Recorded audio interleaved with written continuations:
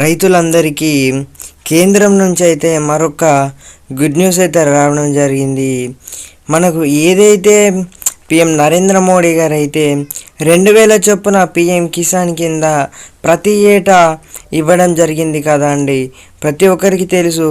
అయితే అది కాస్త 8000 చొప్పుననైతే పెంచే అవకాశం అయితే కనిపిస్తుంది.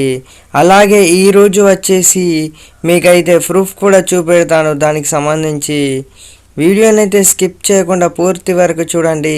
పిఎం కిసాన్ కింద ప్రతి ఒక్క రైతులకైతే 8000 రూపాయల చొప్పున అయితే జమ కానున్నట్టయితే సమాచారం. ఇక్కడ చూసుకుంటే న్యూస్ వచ్చేసి ఇకపై అకౌంట్లకు 9000 రూపాయలు జమ అట.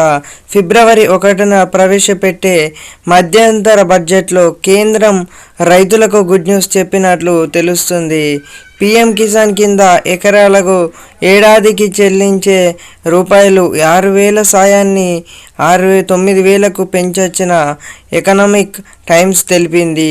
గత ఏడాది ఈ స్కీమ్ కోసం ప్రతి ఒక్క రైతులైతే ఈ రూపాయలు 60,000 కోట్ల వెచ్చించిన కేంద్రం ఈసారి మరో 50% నిధులను పెంచొచ్చని పేర్కొంది.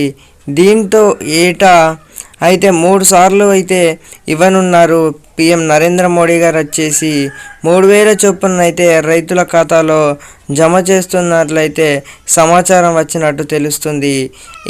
ఇది ఏదైతే నిర్ణయం అనేది అయితే అఫీషియల్ అయితే రావడం జరిగిందండి. ఈరోజు వచ్చేసి ఎవరైతే రైతులు ఉన్నారో ప్రతి ఒక్క రాష్ట్రానికి అయితే ఇదైతే వర్తింపు చేస్తుంది.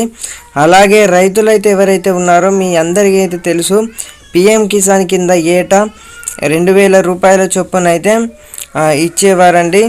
ఏదైతే క్షేత్ర యుగంలో, అలాగే ఏదైతే పంట వేసేటప్పుడు పంట, అలాగే వడ్లు కొనుగోలు అప్పుడైతే ఇలా చేశారండి. ఈ న్యూస్ అయితే అఫీషియల్ అయితే రావడం జరిగింది. ఇంకా ఎలాంటి ఆప్షన్ మీకు తెలియదు.